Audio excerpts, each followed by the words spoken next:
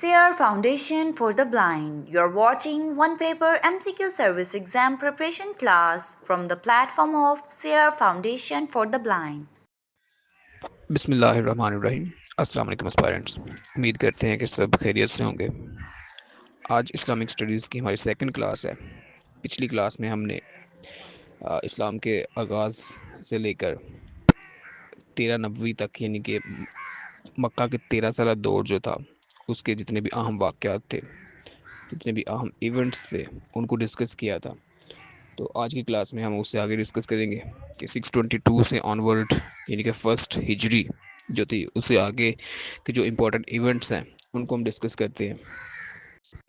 تو مکہ میں مسلمانوں نے جو 13 سالہ دور تھا مسلمانوں کا، اس میں مسلمانوں پہ طرح طرح کے مظالم ڈائے جاتے ہیں، ہر طرح سے ان کو تکلیف پہنچائی جاتی ہے تاکہ وہ اسلام کو چھوڑ دیں.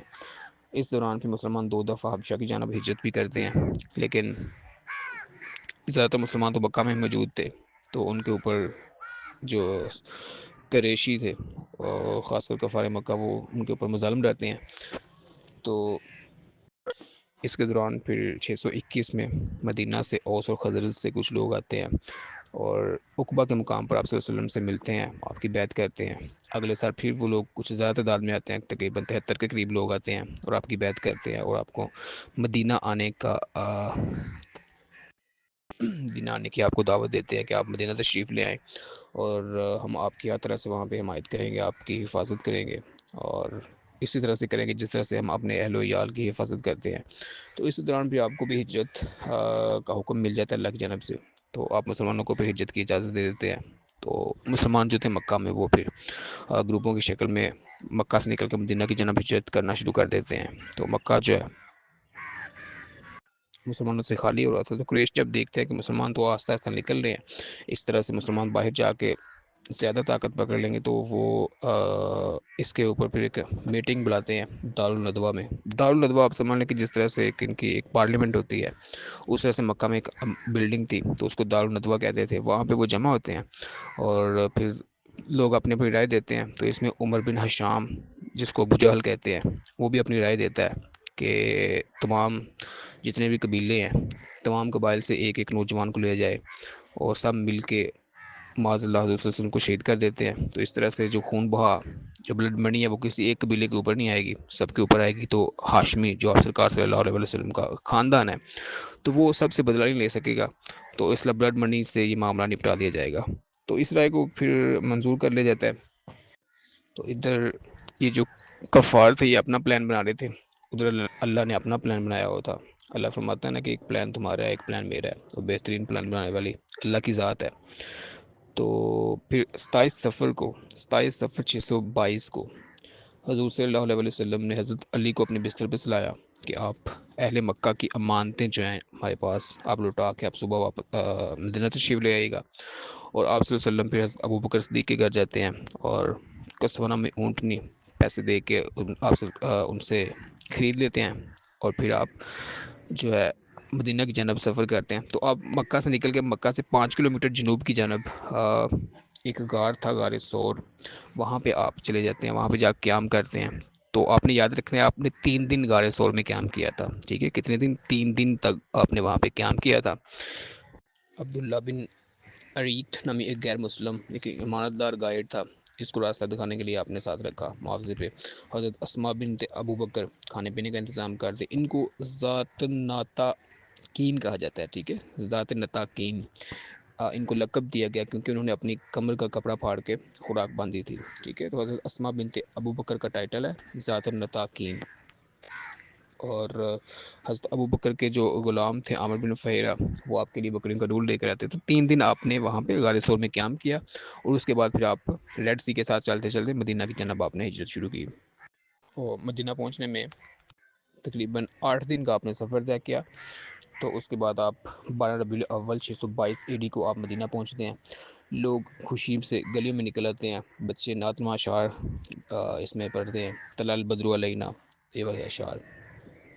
اور پھر آپ نے مکہ سے مدینہ سے کچھ تقریباً 3 میل پہلے ایک بستی تھی قبا، وہاں پہ آپ نے قیام کیا. بنو سالم میں آپ نے نماز جمعہ ادا کی اور اس کے بعد پھر آپ نے وہاں پہ مسجد قبا بنائی، اسلام کی پہلی مسجد قبا جو ہے وہ آپ نے پھر اس علاقے میں بنائی۔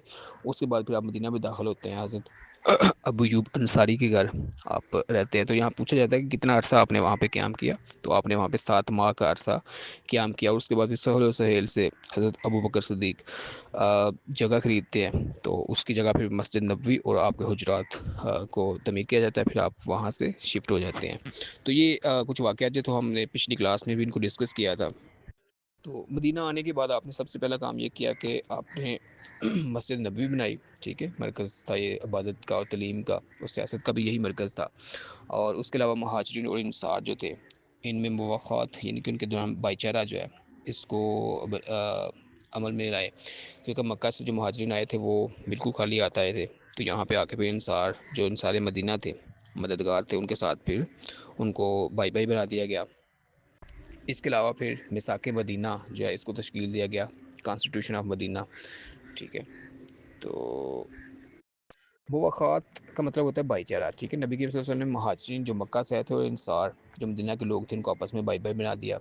تو مقصد اس کا یہ تھا کہ مہاجرین اپنا سب کچھ مکہ میں چھوڑ آئے تھے، تو اس لیے انصار نے ان کے ساتھ اپنے گھر، مال اور کھیت ان کے ساتھ شیئر کر دیے۔ اس کی مثال یہ ہے کہ حضرت عبد الرحمن بن عوف، ٹھیک ہے، مکہ کے کمالدار تھے لیکن خالی ہاتھ مدینہ آئے تھے، تو ان کو حضرت سعد بن ربیع کا بھائی بنایا گیا۔ تو حضرت سعد نے کہا کہ میرا آدھا مال اور کھجوروں کا باغ آپ کا ہے، ٹھیک ہے۔ تو لیکن حضرت عبد الرحمن بن عوف نے کہا کہ آپ کو مبارک ہو، لیکن مجھے آپ بازار کا رستہ بتا دیں، میں آپ محنت سے اپنا کاروبار شروع کروں گا۔ اور یہ جو مواخات مدینہ یہ دنیا کی تاریخ میں سب سے بڑی ایک سوشیو اکنامک ایک ایگزامپل ہے یہ، کہ کس طرح سے ایک کمیونٹی نے دوسری بیگر کمیونٹی کو، دوسری کمیونٹی کے بیگر افراد کو اپنایا، اور کس طرح سے ان کے ساتھ ایک بھائی چارے والا سلوک کیا، اور کس طرح سے ان کو اپنایا اس طرح سے۔ چارٹر آف مدینہ کی وجہ سے آپ یاد رکھیے گا کہ یہ پہلا ایک ریٹن کانسٹیٹیوشن تھا دنیا میں، ٹھیک ہے، جو نبی کریم صلی اللہ علیہ وسلم نے مدینہ پہنچنے کے بعد مسلمانوں، یہودیوں اور غیر مسلم قبائل جو تھے ان کے درمیان یہ ترتیب دیا۔ تو اس میں آپ نے آرٹیکلز کی تعداد یاد رکھنی ہے، پوچھ لیتے ہیں آپ سے کہ میثاق مدینہ جو چارٹر آف مدینہ جو تھا اس میں نمبر آف آرٹیکلز کتنے تھے، تو اس میں 47 آرٹیکلز تھے، ٹھیک ہے۔ 24 اس میں غیر مسلموں کے لیے تھے اور 23 جو تھے وہ مسلمانوں کے لیے تھے۔ تو اس کا مقصد یہ تھا چارٹر آف مدینہ کے کہ یہ جتنے بھی ایک اسٹیٹ ہم نے بنائی ہے اس میں جتنے بھی لوگ ہوں گے تمام شہری اس میں برابر ہیں، مذہبی آزادی سب کو ہوگی، ٹھیک ہے۔ اور اگر باہر سے کوئی فارن جو ہے مدینہ کے اوپر حملہ کرتے تو سب مل کے اس مدینہ شہر کا جو دفاع کریں گے، اور کسی بھی دشمن سے صلح یا جنگ کی اجتماعی مشاورت ہوگی، ٹھیک ہے، یک طرفہ فیصلہ کوئی نہیں ہوگا، اور مدینہ میں قتل ظلم کی صورت میں سب مل کر انصاف کریں گے، اور حضور صلی اللہ علیہ وسلم کا جو انصاف ہوگا اس کو آخری تسلیم کیا جائے گا۔ تو اس کے وجہ سے آپ نے یاد رکھنا ہے کہ یہ دنیا کا پہلا ریٹن کانسٹیٹیوشن ہے، اور آج کے سوشل کنٹریکٹ اور سٹیزن شپ جو رائٹس ہیں ان کی یہ بنیاد ہے۔ تو یہ کچھ واقعات ہیں ہمارے پاس فرسٹ ہجری کے، اور اب ہم دیکھتے ہیں کہ سیکنڈ ہجری کے موسٹ امپورٹنٹ جو ایونٹس ہیں وہ ہمارے پاس کیا ہیں۔ سیکنڈ ہجری کے کچھ جو امپورٹنٹ ایونٹس ہیں ان میں سب سے پہلے ہے قبلہ کی تبدیلی ہوتی ہے، چینج آف قبلہ، اور اس کے بعد غزوہ بدر سیکنڈ ہجری میں ہوا، آپ نے یاد رکھنا ہے۔ اس کے علاوہ روزہ فرض ہوتا ہے سیکنڈ ہجری میں، زکوٰۃ اور صدقہ فطر کا باقاعدہ اس میں ہوتا ہے، نماز عیدین ادا کی جاتی ہے، جہاد کا حکم آتا ہے۔ تو اس کو ہم دیکھتے ہیں ون بائی ون۔ سب سے پہلے ہے کہ اچھا، ابتدا میں مسلمان نماز جو ہے وہ بیت المقدس کی طرف رخ کر کے پڑھتے تھے، ٹھیک ہے، 5 نمازیں تو نہیں تھی، لیکن جو بھی صبح کی اور شام کی نمازیں تھیں اس میں مسلمان بیت المقدس کی طرف رخ کر کے نماز پڑھتے تھے، یعنی کہ مسلمانوں کا قبلہ جو تھا بیت المقدس تھا۔ تو سیکنڈ ہجری میں اللہ تعالیٰ کے اذن سے قبلہ تبدیل ہو کر خانہ کعبہ کی طرف کر دیا گیا، اور یہ جو کعبہ کی تبدیلی ہوئی یہ مسجد قبلہ تین میں ہوئی، ٹھیک ہے، جس مسجد میں نماز ادا کر رہی تھی اس کو نام پھر مسجد قبلہ تین رکھ دیا گیا، اور ظہر کی نماز کے وقت قبلہ چینج کیا گیا، ٹھیک ہے، یہ آپ نے یاد رکھنا ہے، پیپر میں پوچھا ہوا ہے کہ کون سی نماز تھی جس نماز کے دوران ہی کعبہ کی ڈائریکشن چینج کرنے کا آرڈر ملا، تو وہ نماز ظہر تھی۔ اور ہجرت کے 17 ماہ بعد، ٹھیک ہے، 17 ماہ بعد یہ ہوا تھا، سیکنڈ ہجری تھا، اور ہجرت کے 17 ماہ ہو چکے تھے جب قبلہ چینج ہوتا ہے۔ یہ چینج اس لیے کرنے کی ضرورت پیش ہے کیونکہ جو یہودی تھے وہ مسلمانوں کو تانے مارتے تھے مسلمانوں کو باتیں سناتے تھے کہ آپ بھی ہم جس طرف جو ہمارا قبلہ ہے آپ کا بھی وہی قبلہ ہے، آپ بھی ادھر ہی منہ کر کے نماز پڑھتے ہیں، ٹھیک ہے۔ تو اس کی وجہ سے پھر مسلمانوں کو یہ تبدیلی جو تھی اس بات کی علامت تھی کہ اسلام اپنے ایک مستقل شناخت رکھتا ہے، ٹھیک ہے، ایک اپنی مسلمانوں کی ایک اپنی آئیڈینٹی ہے، ڈفرینٹ آئیڈینٹی ہے۔ تو یہ ہجرت کے 17ویں ماہ میں یہ قبلہ چینج کیا گیا۔ اس کے بعد سیکنڈ ہجری میں ہی غزوہ بدر ہوتا ہے، بیٹل آف بدر۔ اچھا، فرسٹ ہجری میں آپ ایک چیز ایڈ کر لیجئے گا کہ ایک پہلا غزوہ، اسلام کا پہلا غزوہ جس کو غزوہ ابوا یا غزوہ ودان، یہ دونوں نام ہے، ابوا یا ودان، ٹھیک ہے، اس کے نام سے یہ اسلام کا پہلا غزوہ ہے، ٹھیک ہے، آپ نے یاد رکھنا ہے۔ تو یہ فرسٹ ہجری میں ہوا تھا، غزوہ ابوا یا ودان، ٹھیک ہے، اس کا نام ہے، اور یہ اسلام کا پہلا غزوہ ہے۔ اچھا، غزوات کے حوالے سے آپ یاد رکھیے گا کہ اس ٹوٹل جو غزوات ہیں ان کی تعداد 27 ہے، ٹھیک ہے، 27 غزوات ہیں، اور جس میں سے 12 غزوات ایسے ہیں جن کا تذکرہ قرآن پاک میں بھی کیا گیا ہے، ٹھیک ہے۔ یہ تمام جتنے بھی یہ فیکٹس ہیں یہ آپ نے یاد رکھنے ہیں، پیپر میں یہ پوچھے گئے ہوئے ہیں۔ اور اگر سریہ کی بات کریں کہ اسلام میں کتنے سریہ ہوئے ہیں تو وہ 56 ہیں۔ اچھا، سریہ اور غزوہ میں بنیادی فرق یہ ہے کہ ایسی جنگ جس میں آپ صلی اللہ علیہ وسلم نے بذات خود کمانڈ کیا اور پارٹیسپیٹ کیا ہو وہ غزوہ ہوتا ہے، اور جس میں آپ نے پارٹیسپیٹ نہ کیا ہو، آپ نے کسی اور کو کمانڈ دے کے بھیجا ہو، ٹھیک ہے، کہ کسی اور کی کمانڈ میں آرمی بھیجی ہو کسی علاقے کی طرف، تو وہ سریہ ہوتی ہے، یعنی کہ آپ نے بنفس نفیس جس جنگ میں شرکت نہ کی ہو وہ سریہ ہے، اور جس میں آپ نے بذات خود آپ تشریف لے گئے ہوں وہ ہمارے پاس اس کو غزوہ کہتے ہیں، ٹھیک ہے۔ تو اسلام میں غزوات کی تعداد 27 ہے، اور سریہ کی تعداد جو ہے وہ 56 ہے، اور 12 غزوات جو ہے قرآن پاک میں بھی مینشن ہے، ٹھیک ہے، اس کو حوالے سے آپ نے یاد رکھنا ہے۔ اسلام کا پہلا غزوہ پوچھا ہوا ہے اس نے، غزوہ ودان یا ابوا اس کا نام ہے، اور غزوہ بدر جو ہے وہ سیکنڈ ہجری میں ہوا، ٹھیک ہے۔ ابوا یا ودان غزوہ جو ہے وہ فرسٹ ہجری میں ہوا تھا، اور غزوہ بدر جو ہے وہ سیکنڈ ہجری میں ہوا۔ اس کی ڈیٹ، ایگزیکٹ ڈیٹ آپ یاد رکھیں گے، 17 رمضان المبارک 2 ہجری، ٹھیک ہے، اور 624 بعض کا تو وہ پوچھ لیتا ہے عیسوی، ٹھیک ہے۔ اس کے حوالے سے بھی آپ نے یاد رکھنا ہے، 624 میں غزوہ بدر ہوا سیکنڈ ہجری میں، اور 624 میں، ٹھیک ہے، 17 رمضان المبارک تھی۔ تو اس کا پس منظر یہ ہے کہ قریش مکہ کا ایک تجارتی قافلہ جس کی قیادت ابو سفیان کر رہے تھے شام سے واپس آ رہا ہے، تو مسلمانوں نے اسے روکنے کا ارادہ کرتے ہیں۔ تو جو قریشی ہیں ان کو پتہ چل جاتا ہے، تو وہ مکہ میں پیغام بھیجتے ہیں کہ مسلمان ہمارا قافلہ لوٹنے والے ہیں۔ تو وہ پھر وہاں سے ابو جہل 1000 کا لشکر لے کے پہنچ جاتا ہے، لیکن بعد میں ان کو اطلاع دی جاتی ہے کہ ہم نے رستہ چینج کر کے ہم سیفلی پہنچ رہے ہیں، تو لیکن ابو جہل کہتا ہے اب تو ہم جنگ لڑے بغیر نہیں جائیں گے۔ تو پھر وہ تو یہ جو جنگ ہے یہ مکہ سے تقریباً 80 میل دور کے فاصلے پر بدر کا مقام، بدر کا مطلب ہوتا ہے کھیت، ٹھیک ہے، اور بدر کے کنویں بڑے مشہور تھے اس دور میں۔ تو ویسے بدر جو ایک ولیج کا نام تھا، ٹھیک ہے، تو وہاں پہ یہ جنگ لڑی جاتی ہے۔ 313 مسلمان 1000 کے مقابلے میں آتے ہیں، مسلمانوں کے پاس صرف 2 گھوڑے تھے، 8 تلواریں تھیں، اور 70 اونٹ تھے، باقی سب لوگ اس میں پیدل تھے۔ تو مسلمانوں کے پہلے سپہ سالار، ٹھیک ہے، کون ہے ان کے والے سے پوچھا گیا، تو حضرت حمزہ مسلمانوں کے پہلے آرمی چیف تھے، ٹھیک ہے، مسلمانوں کے پہلے سپہ سالار حضرت حمزہ تھے، حضور صلی اللہ علیہ وسلم کے چچا۔ تو ان کو مسلمانوں کا پہلا سپہ سالار یعنی کہ علم بردار بھی آپ کہہ سکتے ہیں وہ بنایا گیا۔ تو جنگ بدر میں شیطان بھی موجود تھا، سراقہ بن مالک کی شکل میں وہ کفار کو مشورے دے رہا تھا، لیکن اس جنگ میں آپ سرکار صلی اللہ علیہ وسلم نے اللہ تعالیٰ سے دعا کی، اور اللہ تعالیٰ نے فرشتے بھیجے مسلمانوں کی مدد کے لیے۔ تو اچھا، جنگ بدر کو یوم الفرقان کہا جاتا ہے، یہ پیپر میں پوچھا ہوا ہے، ٹھیک ہے، یوم الفرقان یعنی کہ حق اور باطل میں فرق کرنے والی جنگ، ٹھیک ہے، یوم الفرقان بھی اس کو کہا جاتا ہے۔ اور یہ جو جنگ بدر کا واقعہ سورہ انفال میں موجود ہے، یہ بھی آپ نے یاد رکھنا ہے، ٹھیک ہے، جنگ بدر کا واقعہ جو ہے یہ سورہ انفال میں موجود ہے، اور حضور صلی اللہ علیہ وسلم نے بدر میں 3 دن قیام فرمایا، ٹھیک ہے۔ اور جب جنگ سٹارٹ ہوتے ہیں تو کفار کی طرف سے ولید بن اتبا اور شیبہ، یہ 3 بندے آتے ہیں، للکارتے ہیں کہ ہے کوئی ہمارے مقابلے میں آئے، تو مسلمانوں کی طرف سے پھر حضرت علی، حضرت حمزہ اور حضرت ابو عبیدہ بن الجراح نکلتے ہیں۔ تو حضرت علی ولید بن اتبا کو جہنم واصل کرتے ہیں، حضرت حمزہ اتبا کو قتل کرتے ہیں، اور حضرت ابو عبیدہ بن الجراح کا مقابلہ شیبہ سے ہوتا ہے، لیکن یہ زخمی ہو جاتے ہیں، پھر حضرت حمزہ آگے بڑھ کے شیبہ کو جہنم واصل کر دیتے ہیں۔ تو یہ اتبا جو تھا یہ ہند جو ابو سفیان کی وائف تھی اس کا یہ فادر تھا، ٹھیک ہے، تو ابو سفیان کا سسر تھا یہ اتبا جو تھا۔ تو اس جنگ میں سب سے زیادہ نقصان ہندا کا ہوتا ہے، ٹھیک ہے، کیونکہ ہندا جو تھی اس کا فادر، اس کا والد، اس کا چچا اور اس کا بھائی، ٹھیک ہے، ولید اس کا بھائی تھا، اتبا اس کا والد تھا، شیبہ اس کا چچا تھا، تو ان کو تینوں کو قتل کر دیا جاتا ہے۔ مکہ کے سرداران تھے یہ، اور اس جنگ میں کفار کا بہت زیادہ نقصان ہوتا ہے۔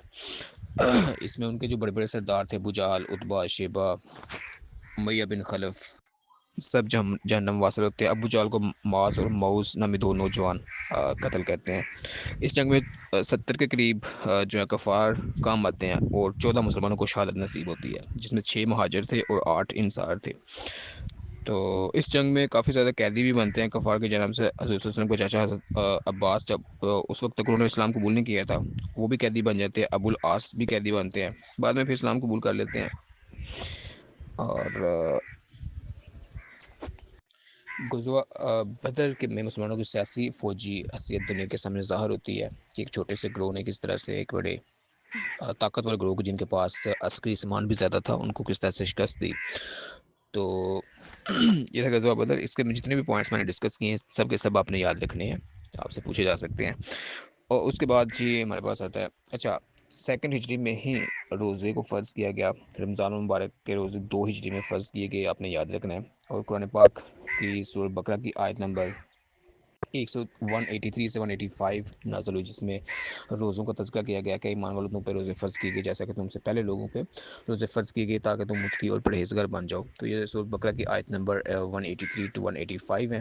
تو اس کے ساتھ ہی زکوٰۃ کی ادائیگی بھی ایک منظم فریضہ قرار دی گئی، اور 2 ہجری میں ہی زکوٰۃ کا نظام، باقاعدہ نظام قائم ہوا، اور صدقہ الفطر بھی اسی سال فرض کیا گیا، تاکہ غریب روزہ دار بھی عید کی خوشیوں میں شریک ہو سکے۔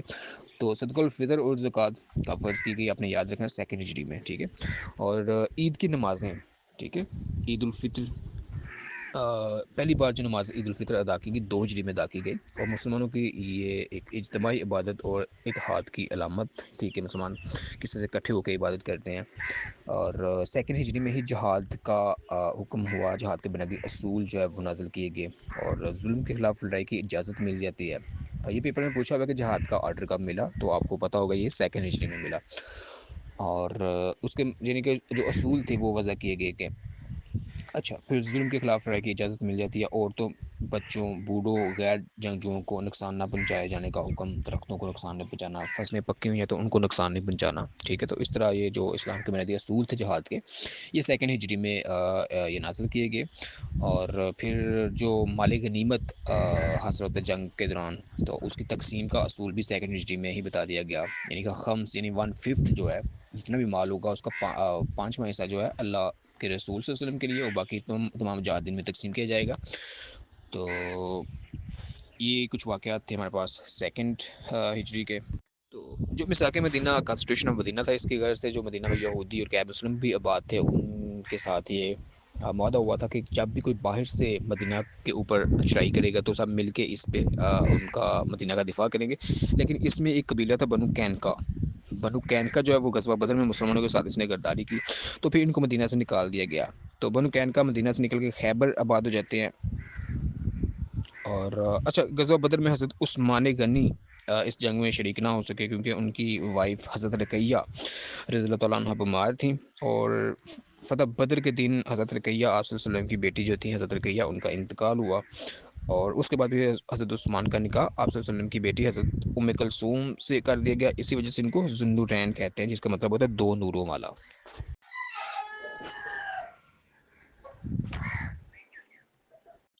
تو یہ تھے ہمارے پاس کچھ ایونٹس 2 ہجری سے۔ اب ہم دیکھتے ہیں 3 ہجری، ٹھیک ہے۔ تو 3 ہجری 625 عیسوی، تو اس میں سب سے پہلے ہمارے پاس ایونٹ ہے غزوہ احد، بیٹل آف احد ہے۔ اس کی ڈیٹ آپ یاد رکھیں گے، 3 شوال اس کی ڈیٹ ہے، اور 625 عیسوی کے قریب غزوہ احد لڑا گیا۔ اس کا پس منظر یہ تھا کہ قریش مکہ کو بدر کی شکست کا بدلہ لینا تھا، تو ابو سفیان 3000 کا لشکر لے کر مدینہ پہ حملہ کے لیے تیار ہوتا ہے۔ اس میں یہ ہے کہ ابو جہل جو تھا اس جنگ غزوہ بدر میں مارا گیا تھا، اس کا بیٹا اکرمہ، اور ہندا بنت اتبا جو ابو سفیان کی وائف تھی، اتبا کی بیٹی تھی، تو وہ اپنے والدین کا بدلہ لینا چاہتے تھے۔ تو انہوں نے جو کفار مکہ تھے ان کو جوش دلایا، اور پھر ابو سفیان کی قیادت میں 3000 کا لشکر اکٹھا ہوتا ہے۔ تو اس جنگ میں مسلمانوں کی تعداد پہلے تو 1000 تھی، پھر مشورہ ہوتا ہے کہ مقابلہ کیسے کیا جائے۔ تو عبداللہ بن ابی سلول جو تھا وہ مدینہ میں رہ کے مقابلہ کرنے کا مشورہ دیتا ہے، مگر اس کا مشورہ ریجیکٹ کر دیا جاتا ہے۔ تو اس کا جب مشورہ ریجیکٹ کیا جاتا ہے تو اپنے 300 ساتھیوں کو لے کے وہ واپس چلا جاتا ہے کہ میرا مشورہ نہیں مانا گیا۔ تو اس پر مسلمانوں کی تعداد پھر 700 رہ جاتی ہے۔ تو احد ایک پہاڑ کا نام ہے۔ تو جب میدان احد میں یہ جنگ سٹارٹ ہوتی ہے تو حضور صلی اللہ علیہ وسلم نے حضرت عبداللہ بن جبیر، ان کا نام آپ نے یاد رکھنا ہے، پیپر میں پوچھا گیا ہوا ہے، عبداللہ بن جبیر کو 50 تیر اندازوں کے ساتھ پہاڑی درے کے اوپر تعینات کیا گیا تاکہ پیچھے سے حملہ نہ ہو سکے، یہ سائڈ محفوظ رہ سکے۔ تو سختی سے ان کو تاکید کی کہ چاہے ہم جنگ ہار جائیں، پہاڑی درہ آپ نے نہیں چھوڑنا۔ تو جنگ شروع ہوتی ہے، مسلمان جنگ جیت رہے ہوتے ہیں، درے پہ موجود سپاہی کہتے ہیں کہ چلو مالک غنیمت ڈھونڈتے ہیں، ہم جنگ تو جیت چکے ہیں۔ تو وہ لوگ نیچے آنا شروع ہو جاتے ہیں، 40 لوگ نیچے آ جاتے ہیں، 50 میں سے 40 نیچے اتر جاتے ہیں میدان جنگ میں۔ حضرت عبداللہ بن جبیر پیچھے 10 آدمیوں کے ساتھ رہ جاتے ہیں، ان کو کافی روکتے ہیں لیکن وہ نیچے آ جاتے ہیں۔ تو اس وقت حضرت خالد بن ولید جو ابھی مسلمان نہیں ہوتے، وہ دیکھتے ہیں کہ درہ تو خالی ہے، تو وہ گات لگا کے وہاں بیٹھ جاتے ہیں۔ تو جب دیکھتے ہیں آدمی یہاں پہ کم رہ گئے ہیں تو وہ پیچھے سے حملہ کر دیتے ہیں مسلمانوں کے اوپر۔ تو درہ پہ موجود جتنے بھی 10 آدمی تھے حضرت عبداللہ بن جبیر سمیت تمام شہید ہو جاتے ہیں۔ تو جب اوپر سے اچانک مسلمانوں پہ دعویٰ بولا جاتا ہے تو مسلمان اس حملہ کی تاب نہیں لاتے، تو اس میں مسلمانوں کو پھر شکست ہوتی ہے۔ اس طرح سے مسلمانوں کی جیتی ہوئی جنگ جو ہے وہ ہار جاتے ہیں۔ تو جنگ احد میں مسلمان خواتین نے پہلی مرتبہ حصہ لیا۔ پوچھا گیا کہ مسلمان خواتین نے پہلی مرتبہ کس جنگ میں حصہ لیا، تو غزوہ احد میں پہلی مرتبہ مسلمان خواتین نے بھی اس جنگ میں حصہ لیا۔ 14 خواتین زخمیوں کو پانی پلاتی تھی، کفار کی طرف سے ہندا گئی ہوئی تھی۔ تو ہندا نے وحشی بن حرب جو کہ جبیر بن معظم کا غلام تھا، یہ پوچھا ہوا اس نے، جبیر بن معظم کا یہ غلام تھا وحشی بن حرب، تو اس کو خریدا اور اس کو ایک برچی دیتی ہیں کہ اس جنگ میں حضرت علی یا حضرت حمزہ کو تم نے شہید کرنا ہے۔ چونکہ حضرت حمزہ اور حضرت علی نے اس کے خاندان کے لوگوں کو قتل کیا تھا غزوہ بدر میں۔ تو یہ وحشی ایک جگہ گات لگا کے بیٹھ جاتا ہے اور دیکھتا ہے حضرت حمزہ جنگ لڑ رہے ہیں، تو وہ پیچھے سے حملہ کرتا ہے اور برچھی پھینک کے حضرت حمزہ کو شہید کر دیتا ہے۔ تو اس جنگ میں حضرت حمزہ کا کلیجے کا مسئلہ کیا اس نے ہندا نے۔ حضور صلی اللہ علیہ وسلم کے دندان مبارک بھی غزوہ احد میں شہید ہوئے۔ پوچھا ہوا پیپر میں اس نے کہ حضور صلی اللہ علیہ وسلم کے دندان مبارک کس جنگ میں شہید ہوئے، تو یہ غزوہ احد میں شہید ہوئے تھے۔ عتبہ بن ابی وقاص جو کہ سعد بن ابی وقاص کا بھائی تھا، اس کا پتھر لگنے سے آپ کے دانت مبارک شہید ہوئے۔ غزوہ احد میں 70 کے قریب مسلمان شہید ہوئے اور اس جنگ میں 30 کفار مارے گئے۔ تو غزوہ احد کا تذکرہ سورہ آل عمران میں آیا ہے، آپ نے یاد رکھنا ہے۔ اور اس جنگ میں حضرت نصیبہ، حضرت عمارہ جن کا نام تھا، جن کو حضرت نصیبہ بھی کہتے ہیں، انہوں نے حضرت صلی اللہ علیہ وسلم کی حفاظت کی، اس جنگ میں وہ لڑی۔ حضرت سودا بھی حضرت صلی اللہ علیہ وسلم کے ساتھ تھیں، تو وہ آپ صلی اللہ علیہ وسلم کی ڈھال بنی رہیں، ان کو 12 کے قریب زخم آئے۔ اس جنگ میں حضرت حنزلہ بھی شہید ہوئے جن کو غسیل الملائکہ کہتے ہیں، پیپر میں اس نے پوچھا ہوا ہے غسیل الملائکہ کس کا ٹائٹل ہے، تو حضرت حنزلہ کا ٹائٹل ہے، جنگ احد میں شہید ہوئے، ان کو فرشتوں نے غسل دیا۔ اور اس جنگ میں اچھا بنو کینکا جو تھے، ان کو غزوہ بدر میں انہوں نے گرداری کی تو ان کو نکال دیا گیا، اور بنو نذیر کو 4 ہجری میں نکالا گیا کیونکہ غزوہ احد میں انہوں نے گرداری کی تھی۔ اس کے علاوہ انہوں نے ایک مسلم خاتون کے ساتھ انہوں نے بدتمیزی کی تھی، تو ان کو غزوہ 4 ہجری میں بنو نذیر کو 4 ہجری میں مدینہ سے نکال دیا گیا۔ 3 بڑے قبائل تھے، بنو کینکا تھا، بنو قریظہ تھا، نذیر تھا، یہ بنو نذیر، یہ 3 قبیلے مدینہ میں آباد تھے۔ تو یہ کب ان کو نکالا گیا یہ آپ نے یاد رکھنا ہے، پوچھا جاتا ہے، ٹھیک ہے۔ تو بنو کینکا جو تھا اس کو 2 ہجری میں نکال دیا گیا غزوہ بدر میں کے بعد، اور بنو نذیر کو 4 ہجری میں، اور پھر بنو قریظہ جو ہے اس گندے جنگ احد میں بیٹل آف ٹرینچ میں انہوں نے غداری کریں گے، تو پھر 5 ہجری میں ان کو نکال دیا جائے گا، ٹھیک ہے۔ اس جنگ میں مسلمانوں کو سبق ملا کہ نافرمانی اور دنیا کی محبت شکست کا سبب بنتی ہے۔ تو سورہ آل عمران میں آیات نازل ہوئی جس میں اس واقعے کی وضاحت اور پھر آپ صلی اللہ علیہ وسلم کو اس کی تسلی دی گئی۔ اور اچھا، عید الاضحیٰ جو قربانی کا حکم تھا وہ بھی 3 ہجری میں دیا گیا، ٹھیک ہے۔ عید الفطر ہم نے دیکھا تھا، عید الفطر ادا کی گئی اس کی 2 ہجری میں، اور عید الاضحیٰ میں قربانی کا جو آرڈر تھا وہ 3 ہجری میں آیا۔ حضرت ابراہیم کی سنت کو زندہ کرنے کے لیے مسلمانوں نے پہلی بار عید الاضحیٰ 3 ہجری کو منائی، اور یہ مسلمانوں کی اجتماعی اتحاد اور اللہ کی رضا کے لیے جان قربان کرنے کی علامت بنی۔ اور 3 ہجری میں ہی شراب کی جزوی طور پہ اس کو منع کیا گیا، اور 3 ہجری میں قرآن کی آیت نازل ہوئی جس کا مطلب جس کا مفہوم ہے کہ نماز سے قریب نہ جاؤ جب تم نشے کی حالت میں ہو۔ تو جزوی طور پہ شراب کی ممانعت کی گئی 3 ہجری میں، لیکن مکمل حرمت جو ہے وہ اگلے سال 4 ہجری میں ہوگی۔ 3 ہجری میں ہی قرآن میں وراثت میراث کے قوانین نازل ہوئے، سورۃ النساء کی آیت بعد میں آئی، مگر ابتدائی حکم اسی سال شروع ہوئے، اور یہ اسلامی معاشرتی نظام میں عدل و انصاف کی بنیاد ہے۔ اور پھر 3 ہجری میں ہی حضور صلی اللہ علیہ وسلم نے حضرت عثمان کی اہلیہ اور اپنی بیٹی حضرت رقیہ کے انتقال کے بعد اپنی دوسری بیٹی حضرت ام کلثوم رضی اللہ تعالیٰ عنہ کا بھی نکاح حضرت عثمان سے کر دیا، تو اس لیے حضرت عثمان کو ذوالنورین یعنی 2 نوروں والا کہا جاتا ہے۔ 3 ہجری کے اہم واقعات میں غزوہ احد ہوا، مسلمانوں کو شکست ہوئی، حضرت حمزہ شہید ہوئے، نبی کریم صلی اللہ علیہ وسلم اس جنگ میں زخمی ہوئے، عید الاضحیٰ قربانی کا آغاز ہوا، شراب کی جزوی ممانعت ہوئی، اور وراثت کے قوانین کا آغاز ہوا، ٹھیک ہے۔ تو یہ سال جو تھا مسلمانوں کے لیے امتحان، صبر اور اللہ کی اطاعت کا پیغام لے کے آیا۔ بدر کی فتح کے بعد غرور نہ کرنے اور اللہ پر توکل رکھنے کی یاد ہے یہ۔ تو یہ ہمارے پاس کچھ 3 ہجری کے اہم واقعات ہیں۔ اب ہم دیکھتے ہیں 4 ہجری کے اہم واقعات۔ تو اس میں سب سے پہلے غزوہ بنو نذیر 4 ہجری میں ہوا۔ اس کا پس منظر یہ ہے کہ مدینہ کے یہودی قبیلے بنو نذیر نے مسلمانوں سے معاہدہ توڑ دیا، اور انہوں نے نبی کریم صلی اللہ علیہ وسلم کے قتل کی اس کی سازش کرتے ہیں۔ جب آپ صلی اللہ علیہ وسلم کے پاس تشریف لے گئے تو اوپر سے انہوں نے پتھر گرانے کی کوشش کی گئی، لیکن آپ صلی اللہ علیہ وسلم کو اللہ نے وحی کے ذریعے سے پہلے خبر دے دی تھی۔ تو اس کے بعد پھر مسلمانوں نے ان کا محاصرہ کر لیا، اور بنو نذیر کو مدینہ سے جلا وطن کر دیا گیا۔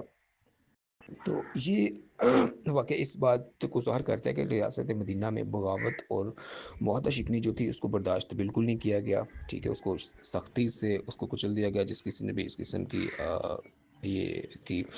اور 4 ہجری میں ہی شراب کو مکمل طور پہ اس کو منع کر دیا گیا، ٹھیک ہے۔ 3 ہجری میں صرف یہ تھا کہ نماز کے قریب مت جاؤ جب تم نشے کی حالت میں ہو، لیکن پھر 4 ہجری میں مکمل طور پہ شراب سے منع کر دیا گیا، اور 4 ہجری میں سورۃ المائدہ کی آیت نازل ہوتی ہے جس میں کہا گیا ہے کہ انما الخمر والمیسر والانصاب والازلام رجس من عمل الشیطان فاجتنبوہ، یعنی کہ شراب، جوا، بت اور فال کے تیر سب شیطانی کام ہے، ان سے بچو۔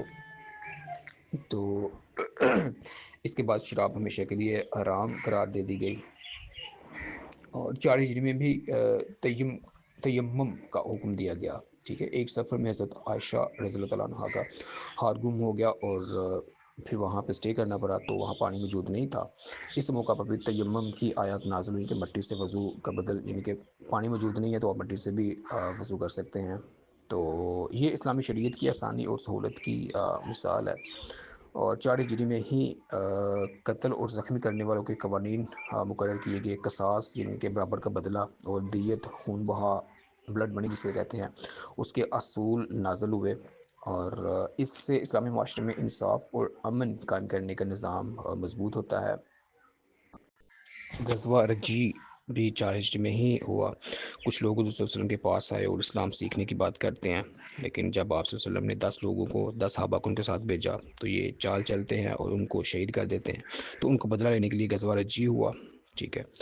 اور اس کے بعد 4 ہجری میں ہی غزوہ ذات الرقاع ذات الرقاع بھی 4 ہجری میں ہوا۔ کچھ قبائل جن میں بنو محارب اور بنو سلبہ شامل تھے مسلمانوں کے خلاف سازشوں میں مصروف رہتے تھے، تو نبی کریم صلی اللہ علیہ وسلم نے فوجی مہم جوئی کی ان کے خلاف۔ لڑائی شدید نہ ہوئی لیکن مسلمانوں نے طاقت کا اظہار کیا، تو اس موقع پر صلاۃ الخوف یعنی خوف کی نماز پڑھی گئی۔ تو پوچھا جاتا ہے صلاۃ الخوف کا آغاز کہاں سے کیا گیا، تو یہ غزوہ ذات الرقاع 4 ہجری میں ہوئی، تو وہاں پہ صلاۃ الخوف پڑھی گئی۔ اور 4 ہجری میں ہی حضرت علی اور حضرت فاطمہ رضی اللہ تعالیٰ عنہما کا نکاح ہوا، اور اس کرنے کے بعد بھی حضرت حسن اور حضرت حسین رضی اللہ تعالیٰ عنہما کی ولادت ہوئی، جو اہل بیت کے چشم و چراغ ہیں۔ تو پوچھا گیا ہوا تھا لازمی پیپر میں کہ حضرت حسن کب پیدا ہوئے، تو اس والے سے یہاں پہ میں تھوڑا مس کر دیا ہوں۔ حضرت علی حضرت فاطمہ کا نکاح آپ ادھر کریکٹ کر لیں اس کو، یہ 2 ہجری میں ہوا تھا، ٹھیک ہے، 2 ہجری میں حضرت علی حضرت فاطمہ کا نکاح ہوا تھا، اور حضرت امام حسن 3 ہجری میں آپ کی ولادت ہوئی تھی، ٹھیک ہے، اسے آپ کریکٹ کر لیں۔ اور 4 ہجری میں پھر غزوہ بدر صغریٰ ہوا تھا، یعنی کہ مائنر بدر ہوا تھا۔ جنگ احد میں جب مسلمانوں کو اس میں شکست ہوئی، تو اس میں پھر ابو سفیان نے وہاں کھڑے ہو کے اعلان کیا کہ ہم دوبارہ اگلے سال پھر بدر میں ملیں گے۔ تو مسلمان اور مشرکین دونوں نکلے، لیکن ابو سفیان ڈر کے مارے پھر پیچھے ہٹ جاتا ہے، اور مسلمانوں نے کچھ دن بدر میں قیام کیا، لیکن لڑائی نہ ہوئی، تو اس کو غزوہ بدر صغریٰ یا غزوہ بدر الموعود بھی کہا جاتا ہے، ٹھیک ہے، یعنی اس جنگ میں غزوہ بدر اس میں لڑائی نہیں ہوئی تھی، ٹھیک ہے۔ تو ہاں، اس کے کچھ اہم واقعات جو ہیں، اس میں شراب کی مکمل طور پہ ممانعت ہوئی ہے 4 ہجری میں، بنو نذیر کو مدینہ سے نکال دیا گیا، تیمم کا آرڈر 4 ہجری میں ہوا، قصاص و دیت کے قوانین 4 ہجری میں آئے، غزوہ ذات الرقاع صلاۃ الخوف 4 ہجری کا واقعہ ہے، ٹھیک ہے، غزوہ بدر صغریٰ 4 ہجری کا واقعہ ہے۔ یہ سال مسلمانوں کے لیے شریعت کی تکمیل اور سیاسی استحکام کا سال تھا، مدینہ کی اسلامی ریاست مضبوط ہونے لگتی ہے، اور اللہ نے شریعت کو مزید واضح احکام 4 ہجری میں دیے۔ تو آج کی کلاس ہم ادھر ہی اینڈ کرتے ہیں۔ اوکے جی، اللہ حافظ۔ سیئر فاؤنڈیشن فار دا بلائنڈ نابینا افراد کی جدوجہد کا مرکز۔ بے شک انسان کے لیے وہی ہے جس کی وہ کوشش کرتا ہے۔ سورہ النجم آیت 39۔ ہم جدید مہارتیں سیکھ کر باعزت کاروبار و روزگار حاصل کر کے قوم کی معاشی بحالی کا حصہ بنیں گے۔ سیئر فاؤنڈیشن کے بارے میں معلومات حاصل کرنے کے لیے وزٹ کیجیے ہماری ویب سائٹ www.blindseer.org blindseer.org۔ ہم سے رابطہ قائم کرنے کے لیے contact@blindseer.org پر میل کیجیے، یا پھر ہمارے واٹس ایپ نمبر 0370 530 7085 پر وائس یا ٹیکسٹ میسج سینڈ کیجیے۔